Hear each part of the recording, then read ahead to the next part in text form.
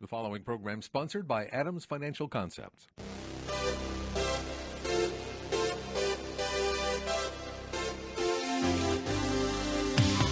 About money, a different approach to investing you won't hear anywhere else. Your host, Mike Adams, is a registered investment advisor and works with investment portfolios exceeding over $100,000 in net worth, and has a proven track record of managing long-term investments surpassing the markets in the long term. The information shared on the following program is for educational purposes only, and any investment advice given may not be suitable for all investors. And now, here's Mike. And we're going to be talking about money today, as we do each week. So, back at the Civil War time, there was a guy by the name of Ambrose Bierce who wrote a book. Actually, it started as newspaper articles, but he compiled it into a book called The Devil's Dictionary. He took common words and made cynical and humorous remarks out of common words. And recently, in the last maybe 2 years or 3 years, Jason Zweig, who writes a column for the Wall Street Journal, did what he called the Devil's Financial Dictionary. And one of the things he noted was a term called career risk. And this is what he wrote about it. Career risk is the risk that, by thinking independently, a money manager might lose clients, endanger a big salary, and harm his or her career.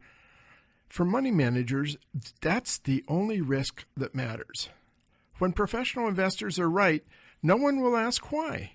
Their clients will be too busy counting their profits to seek an explanation. But when money managers are wrong, their clients will immediately want to know why they made the mistake. Portfolio managers can either be wrong in a crowd, in which case no one will blame them for making the same mistake everyone else made, or wrong and alone, in which case they look like idiots. The only way to outperform the market average is to do something different. And that's true. Although that may work over the long run, it's all but certain to produce disappointing results at least some of the time in the short run, making the manager appear wrong and alone. Because of career risk, it's only rational that money managers do irrational things, such as buying stocks that are already overpriced, selling undervalued stocks before they have time to grow to their full potential, and measuring a portfolio performance relative to the market over periods as short as a single day to make sure that the results don't deviate too far from it. Together, these actions lead to excessive trading and an obsessive focus on imitating whatever the market is doing rather than figuring out what the manager should be doing, selecting the cheapest stocks and holding them for years at a time. Whenever you hear fund managers talk about how important risk management is to them, make sure you understand whose risk they're primarily seeking to manage. Their own. We're going to talk more about that later in the program because we've got some strange things going on in the market these days. I think that really applies to what we're seeing with a lot of money managers. But I want to begin by talking about things that are related to the election we saw in Virginia and New Jersey and the rest of the country. The number one issue when the vote was in and when we saw some significant change in what was going on, the top concern of the voters was health care. Health care has become a political hot potato for both Democrats and Republicans.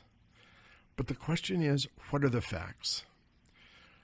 You know, we elect people to Congress, and they're really not experts in foreign policy normally. They're not really experts in economics. They're not really experts in healthcare. But they go and they have the power to make decisions, and they vote to make decisions which affect foreign policy, which affects defense, which affects healthcare. And so when you look at it, where things are going, we're in a situation with healthcare where healthcare is now a big item. It's being talked about by Republicans. It's been talked about by Democrats. And my concern is that it's a war of words, but they're really not fully addressing the problems. When you look at healthcare, last year, or actually 2015, the latest time, 2016, when we have the figures, the latest figures, we spent $3.2 trillion in this country on healthcare. That's about $10,345 for every man, woman, and child. Over $10,000. It's twice of what the next highest spending nation spends. Twice per capita. It's 13 times as much as we spent in 1980. 13 times. And yet the results are not very impressive. If you look at infant mortality, we're higher than any other advanced country. We're higher than any other advanced industrialized nation. If you look at our infant mortality, we rank 45th out of all the countries in the world. We rank right there with such countries as Serbia. They have an infant mortality which is the same as ours. If you look at life expectancy, we rank 31st. Again, at the bottom of all industrial countries. All those other countries spend less on health care than we do. They spend less than 50% of what we do, and we rank 31st. We've seen some improvement with Obamacare because we've moved from 42nd up to 31st, but we're still a long way from what you'd expect if we were spending the most on that. If you look at life expectancy at birth, we stand at 36th. 36th. A lot of countries, which we consider the developing world, the emerging markets, rank higher than we do in life expectancy.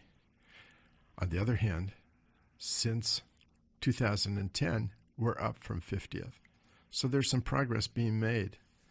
But considering what we spend, it's not very appealing. And if you look at where we are, expenditures are growing. Prior to 2010, we were approaching 20% of GDP. We were growing at an annual rate for this century up until 2010 at 6.3% per year. While GDP, people talk about GDP being at 2 to 3%. Healthcare was growing at 6.3. I computed what that would mean, and by the year 2050, between 2050 and 2070, somewhere in that time frame, healthcare would be the equivalent of 98% of GDP at that continued rate. Of course, it's not going to continue at that rate. You know, during this period of time, I've had the program going since October of 2008, had a number of CEOs that have been interviewed. And when I talk to them, you know, the talking of politics during a lot of time has been taxes, tax reform, has been regulations and doing away with regulations. But when you talk to most people prior to 2010 or prior to 2011 or 12, their biggest concern was not taxes or regulations. The biggest concern was seeing the premiums in their health care programs tick up year after year after year, and seemingly no stop. And we seem to be back there again. Premiums are increasing. And while GDP has actually been increasing over the last few years, still, healthcare expenditures amount to 17.8% of GDP. If you go back to the 1960s, prior to Medicare, 49% of the people over 65 had no coverage at all. 30%, because of health, fell below the poverty line.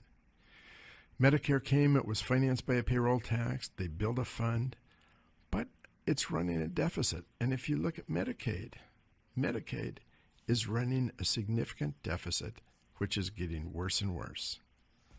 So if you look at what's gone on, Why have we had such poor results? Well, for infant mortality, low birth weight is considered a good predictor of infant mortality. And our average birth rate has not been, on the average, what the world is.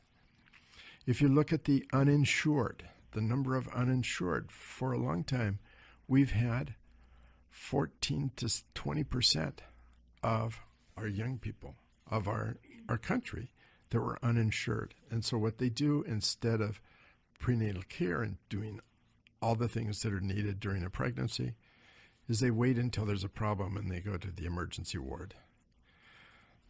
We have maternity leaves that are pretty short in duration.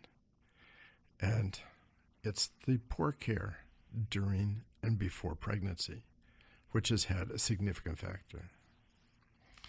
We've had a system which very high-tech, complicated cases are handled very, very well, but it's been the primary and preventive care that's not been so good. We're going to talk about that some later in the program.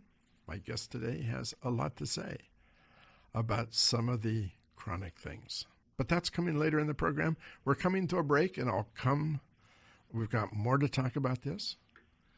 Stay with me. We'll be back after the break.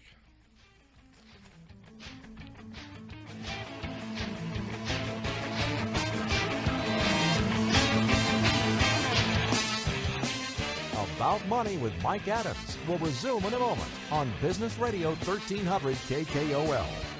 For more information, click on adamsfinancialconcepts.com.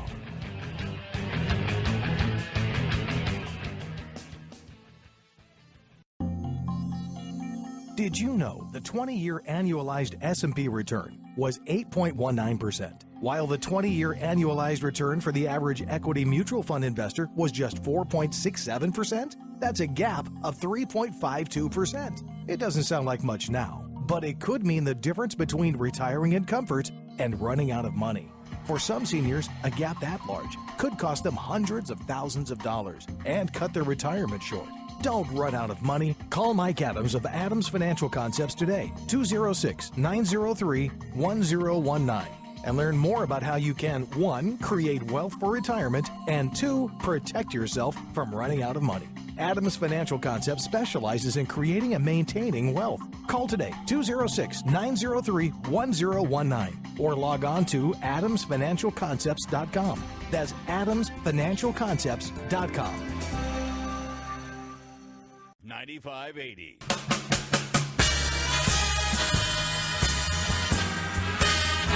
We're back with more about money. For details on what you hear on today's show, visit adamsfinancialconcepts.com. Now, here again is Mike Adams.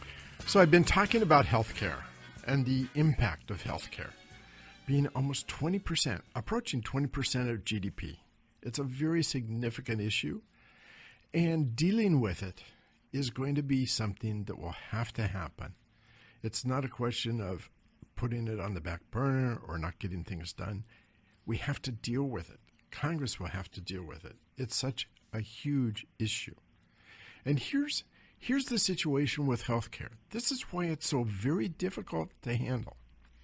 5% of the people consume 50% of healthcare cost. 5% take up 50% of the healthcare cost. They have chronic conditions, they have debilitating conditions, and in the last 6 months of life, 28% of the total goes to the last 6 months of life. That's Medicare has taken 20%, 21%, or 22% of all healthcare expenses.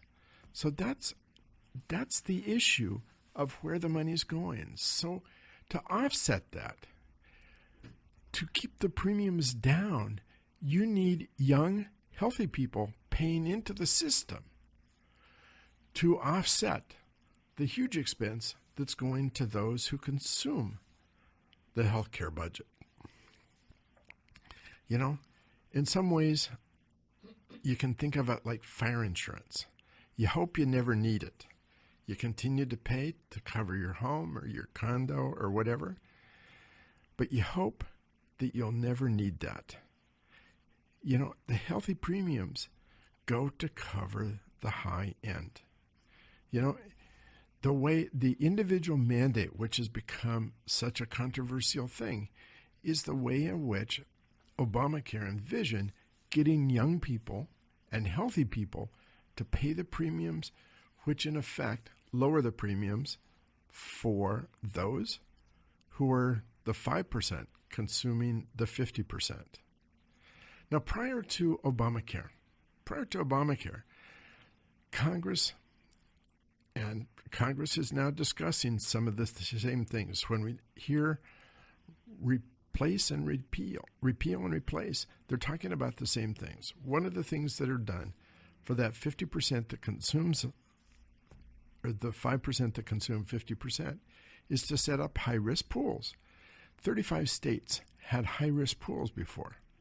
But to get into a high-risk pool, there was a waiting list.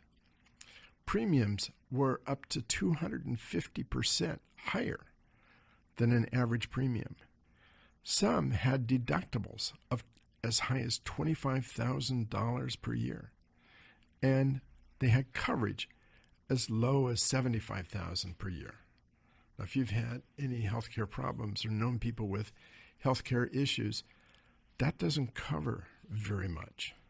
So the idea that has to be covered in any healthcare policy, whether it's a replace and repeal or whether it's improvement of Obamacare, whatever, it has to deal with the fact of 5% of the people consuming 50% of the healthcare cost. And in order to balance that, you need the young people, the healthy, and I say healthy. There's a lot of older people who are also very healthy that are paying premiums into the pool that are not drawing on that. But over the long term, age-wise, it's going to be the younger people that pay into the pool to cover those that are drawing out. If you look at what's happened with premiums during the year after ACA was passed, from 2010 until the last couple of years, actual Medicare premiums or medical cost premiums had slowed down, and medical costs themselves had slowed down. If you look at the last 10 years, medical premiums have been rising a total of 34%. Before, in 2002 to 2006, they had increased 78% over 6 years. So if you look at it, Obamacare did, in fact, reduce the increase in healthcare costs, and it reduced the premiums. What we're seeing now is the uncertainty of what's going on. Insurance companies don't know if the individual mandate's going to be affected. They don't know if they're going to have the premiums coming in from the healthy people to offset the costs going out for those who have the chronic and significant insurance drawdowns. They don't know. There's a lot of uncertainty going on for all the talk of replace and repeal. That's created a situation where no one is certain of what's going on. Makes it difficult. And so it was. We saw the impact of that on Tuesday night when we saw the elections in Virginia and New Jersey and Alabama and Montana and the other places where we saw elections taking place. We saw that health care was the number one issue. Wasn't the only issue. Taxes and guns and those other things were issues, but health care ranks at the top, and that seems to be an issue which has to be solved in Washington, D.C. That's where we are. And investment-wise, to me, it's not clear where the best choice of investment dollars should be to take advantage of what's going on. I don't like anything right now that has to do with healthcare, not until we resolve the issues that are involved. But that's where we are. All bets are off, in my opinion. Anyway, I want to introduce my guest, Swati Surf, if I pronounced that correctly. Probably not. Survey of LifeSprite. Welcome to the program. Thank you. It's a pleasure to be here. So why don't we start with your background? Sure. I've been in the healthcare space, but from a technology perspective. In my career as a biomedical engineer, I've been looking at the intersection of technology and how it can help the patients improve their own healthcare. And I've been doing that since the late 90s, early 2000s. And so I was looking at technologies that were considered nascent at that time, but are now commonplace today, things such as wearable technologies, telemedicine. I was looking at those applications and trying to build commercial viable businesses for global companies such as Nike and Eastman Kodak back then. And now you have your own firm called LifeSprite. So let's talk about LifeSprite. What is LifeSprite doing? So LifeSprite, we build games to manage chronic health conditions, and then our data delivers insights back to clinicians and players. So I think this whole concept of games, it's something that's fairly new. There have been other people that have talked about building games to educate people.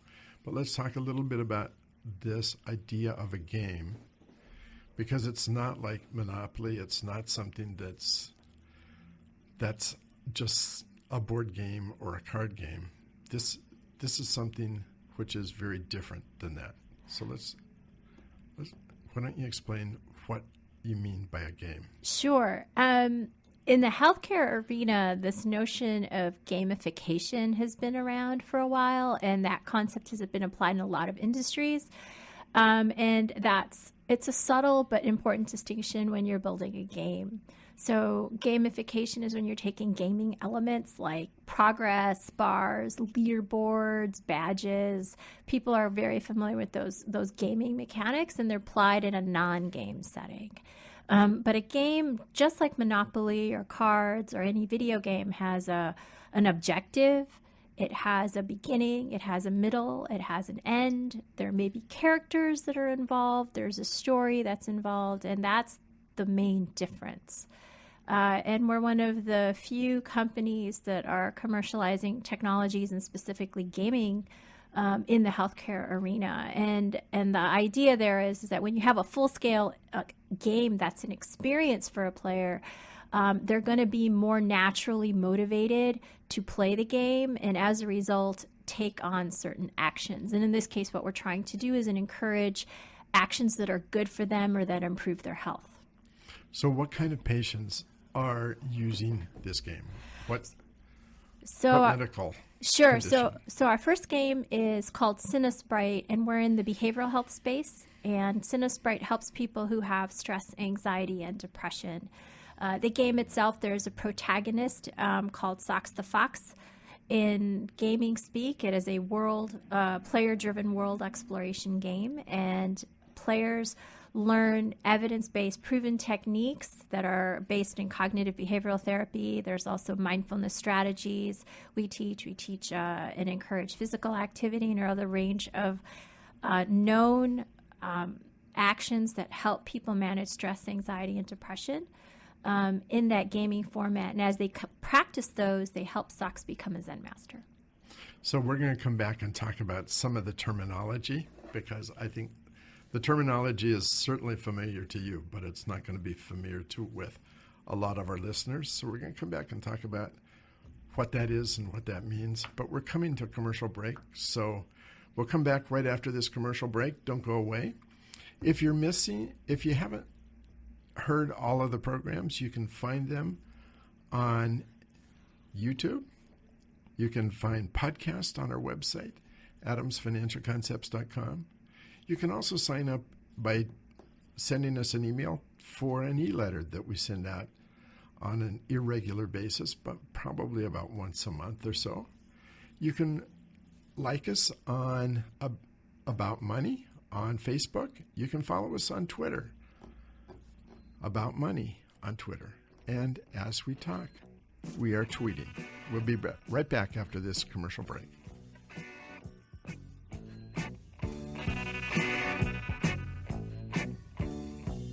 More About Money coming up with Mike Adams on Business Radio 1300 KKOL. For more information, click on adamsfinancialconcepts.com. Creating and maintaining wealth has been the specialty of Adams Financial Concepts for over 20 years.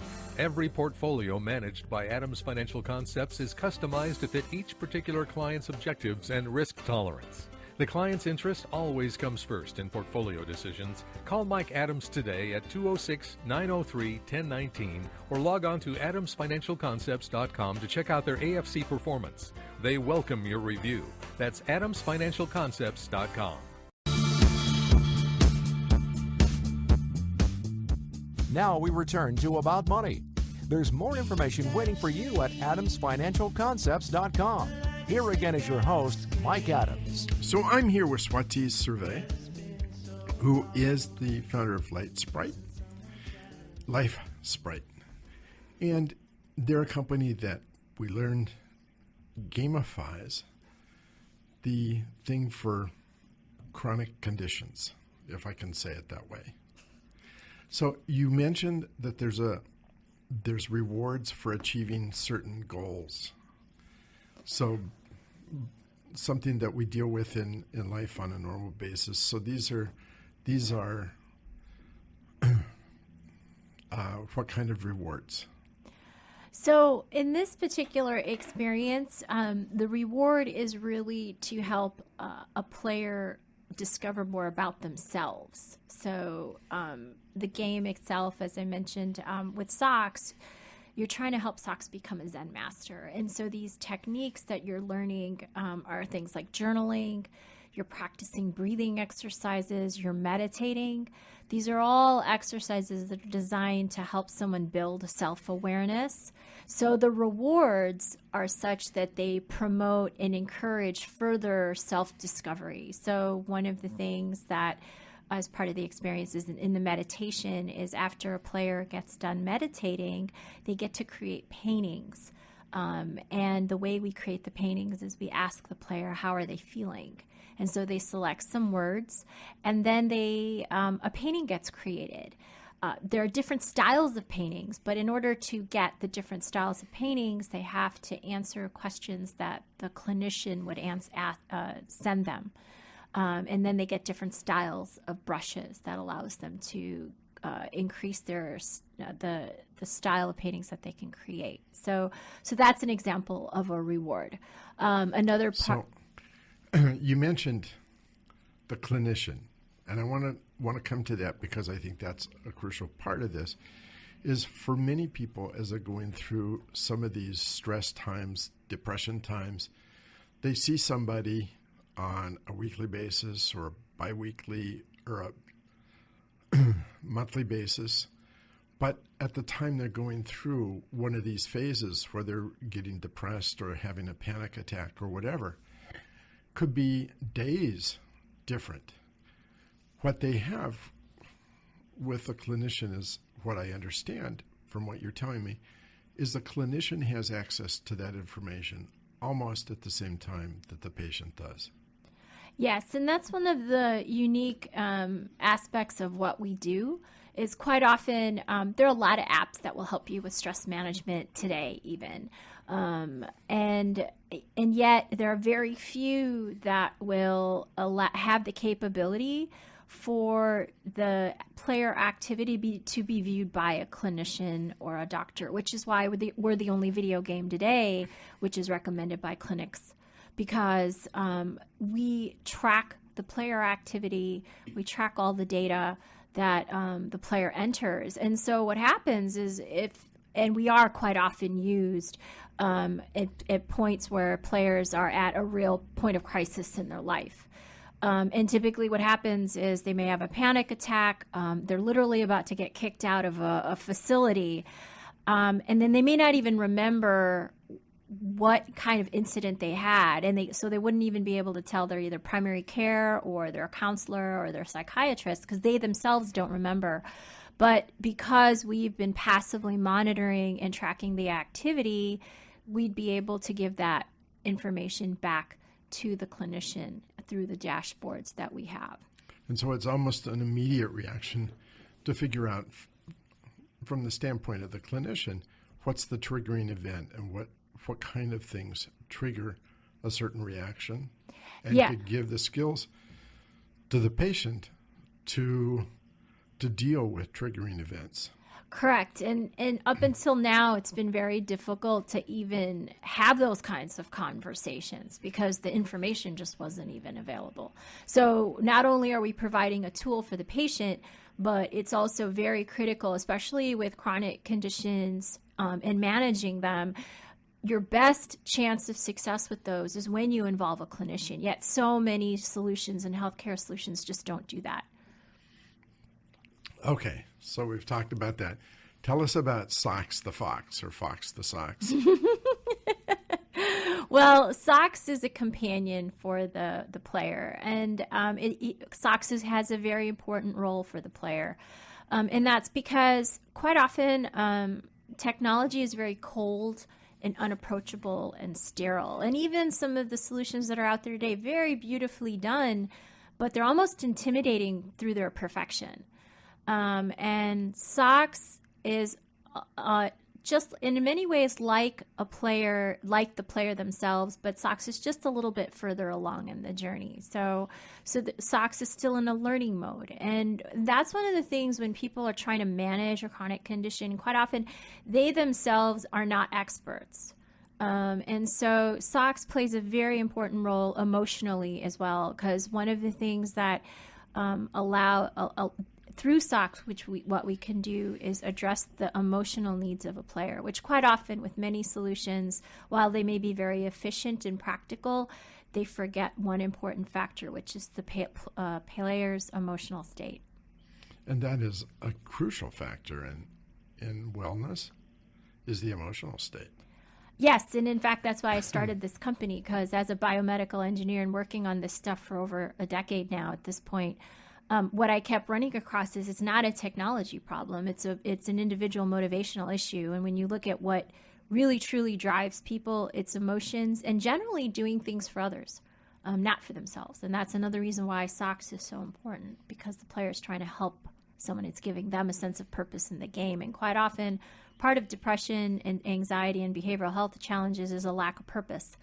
Many of these people, we've had players tell us that we've helped them with the underlying cause, which is loneliness, which is very difficult as a societal problem to address. And it's difficult as well, because when you're around someone who's depressed all the time, you don't want to be around that person very often. It is. It's very difficult. And unfortunately, even people that want to help don't know how. We just don't have even very good training mechanisms to help people when they're coming across someone who's feeling depressed or anxious, because telling someone don't get depressed is not particularly helpful, right? Because I don't think anyone really chooses to be depressed. They don't get up saying, hey, I'm going to feel depressed today. Rather, it's something that they're struggling and fighting against, and it's a constant fight, and you get tired as a result. And quite often there's a sense of isolation and loneliness because there isn't anyone who empathizes with that. Well, it seems that this whole idea and concept that you're developing with gamification is working for those people. It seems like there's applications for people who are dealing with cancer, who are dealing with terminal illness, who are dealing with a lot of issues, because it's not just the physical condition, it's the emotional condition as well. Yes, and in fact, with a lot of these other conditions like diabetes and cancer that you mentioned, there's a concept of comorbidity, and meaning that generally if you have one condition, another one will present itself. And it kind of makes sense. If you have cancer or diabetes, you're going to be anxious or depressed about it. So there's a high comorbidity between other physical conditions. And in fact, I had a primary care doc at the University of Pennsylvania tell me that he actually believed that depression and anxiety are the cause of diabetes. So there's a high correlation. So if you can actually get someone's behavioral health in line, you can impact these other chronic conditions as well. And we actually had an employer approach us they were thinking about using our game as an initial stepping stone for their diabetes management programs for their union workers. So the way that somebody gets involved with this game is usually a referral from somewhere? Yeah, so the way it works right now is the insurance company or a clinician would offer this as a program to their patient. And then they would sign up through them. The app itself is available for free. We're on the Google and Apple app stores.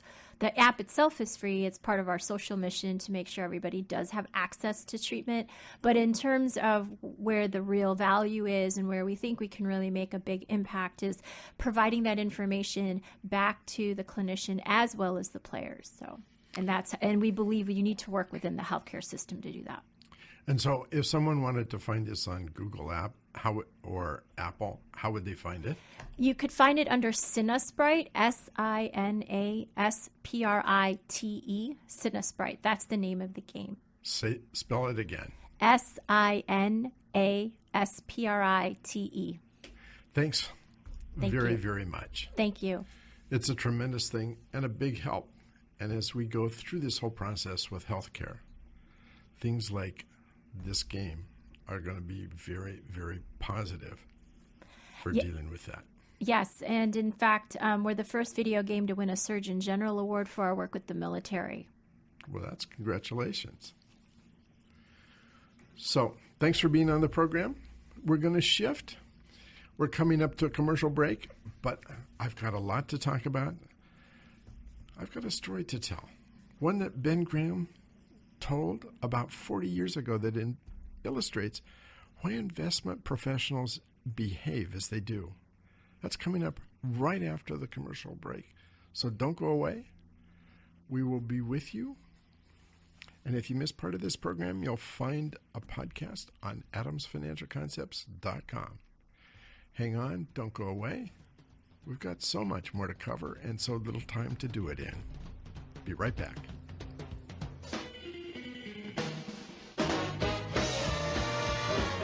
Stay tuned. About Money returns in a moment with Mike Adams here on Business Radio 1300 KKOL. For more information, click on adamsfinancialconcepts.com.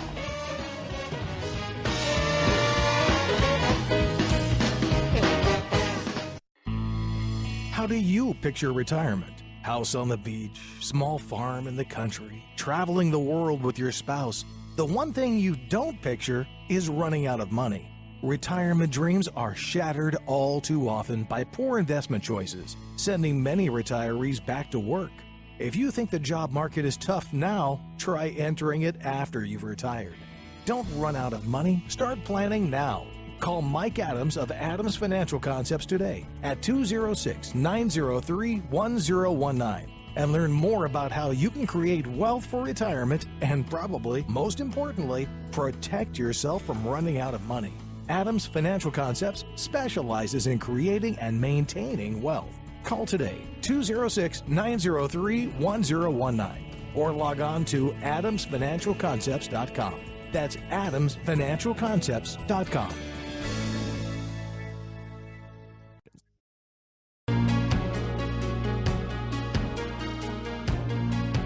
About Money continues.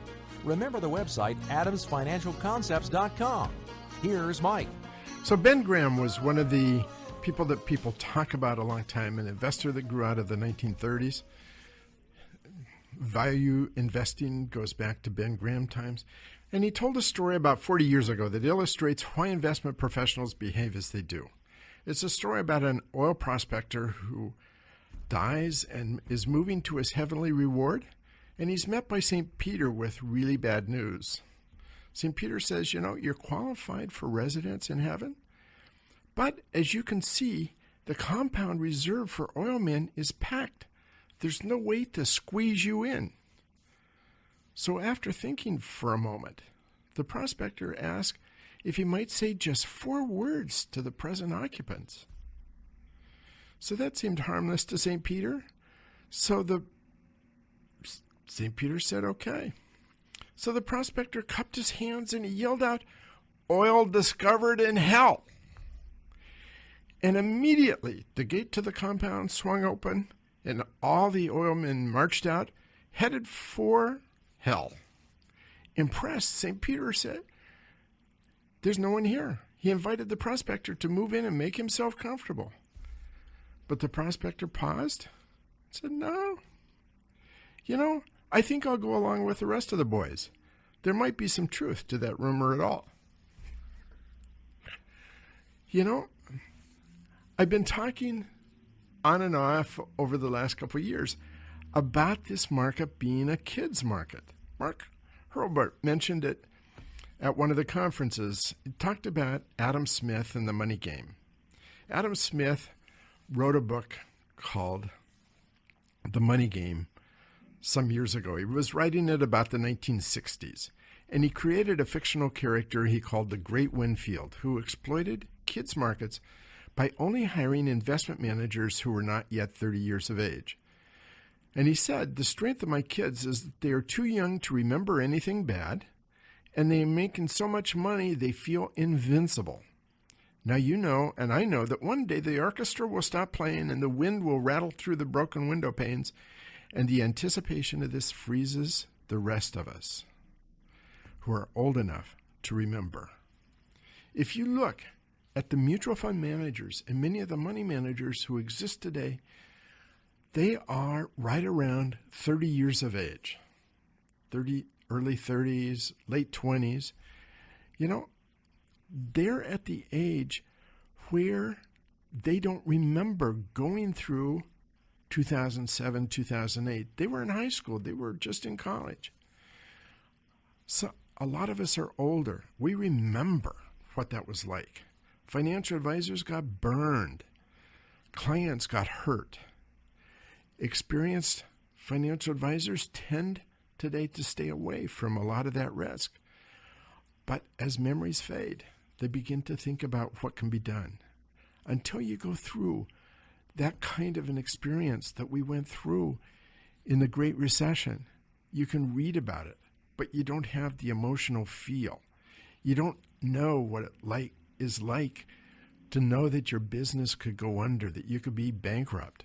You don't know what it's like to watch your neighbors lose their houses. You don't know the emotional pain of seeing people lose their jobs and can't find work to use up their retirement funds, to use up their savings. These are kids that are managing money and they feel invincible. They've read about the Great Recession. They've read about the dot-com time, but they've never been through it. I remember that dot-com time.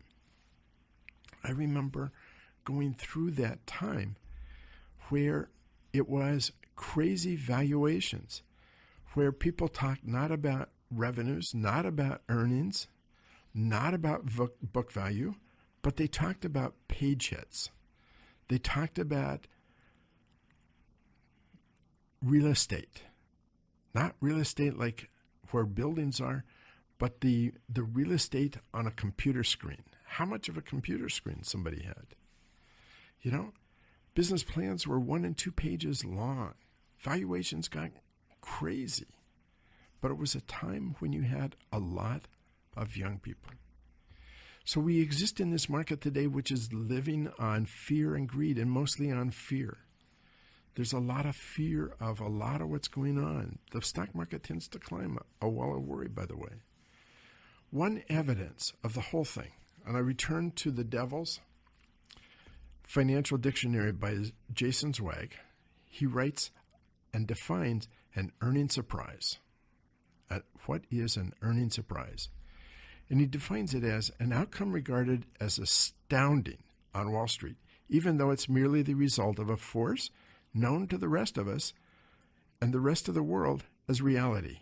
After a company and the analysts who follow its stock spend months pretending they know precisely how much it'll earn in the coming quarter, Something like a bird from an endangered species gets electrocuted flying into wires at a company's factory in Utah, or a war breaks out in Lower Sublovia, and the company suddenly has to pay $431 million to solve the problem. As a result, the company's earnings miss the consensus forecast.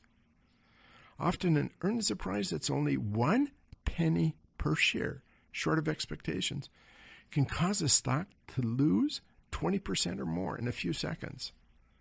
Although decades of data on hundreds of thousands of earnings forecasts show that analysts can't predict earnings within a mile, let alone within a penny, investors continue to be surprised when companies miss those forecasts.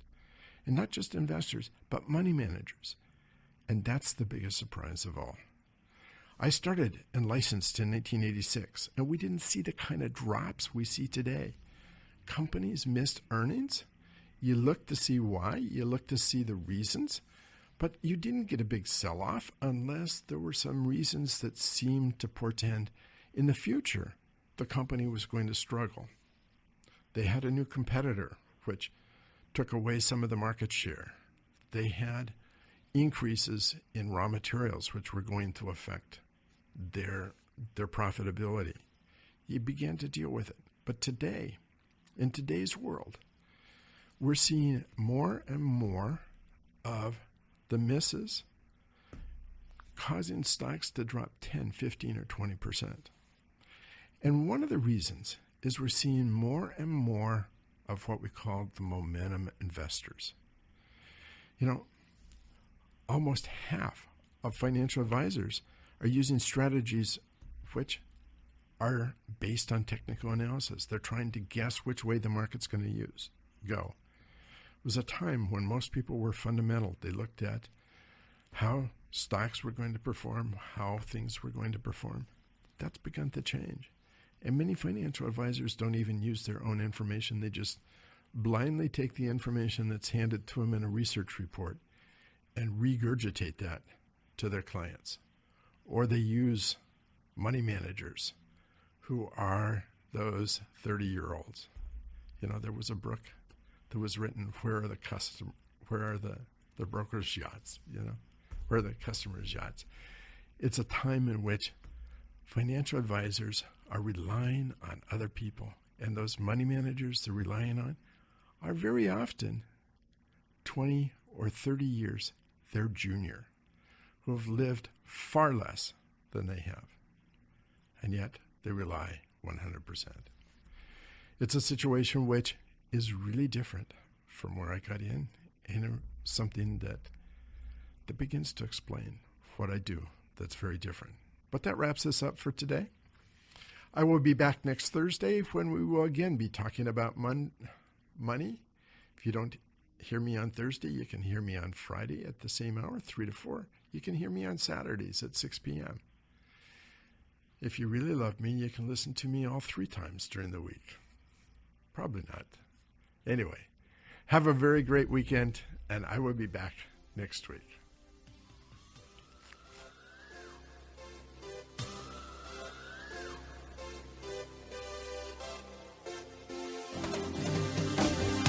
You've been listening to About Money with Mike Adams, a registered investment advisor. If you'd like more information about what you heard today, or about Mike's investment philosophy and strategy, or if you want Mike to evaluate your own portfolio, click on adamsfinancialconcepts.com. That's adamsfinancialconcepts.com. The information shared on the preceding program was for educational purposes only, and any investment advice given may not be suitable for all investors. Join us again for more About Money with Mike Adams here on Business Radio 1300 KKOL. The preceding program was sponsored by Adams Financial Concepts. Creating and maintaining wealth has been the specialty of Adams Financial Concepts for over 20 years. Every portfolio managed by Adams Financial Concepts is customized to fit each particular client's objectives and risk tolerance. The client's interest always comes first in portfolio decisions. Call Mike Adams today at 206-903-1019 or log on to adamsfinancialconcepts.com to check out their AFC performance. They welcome your review.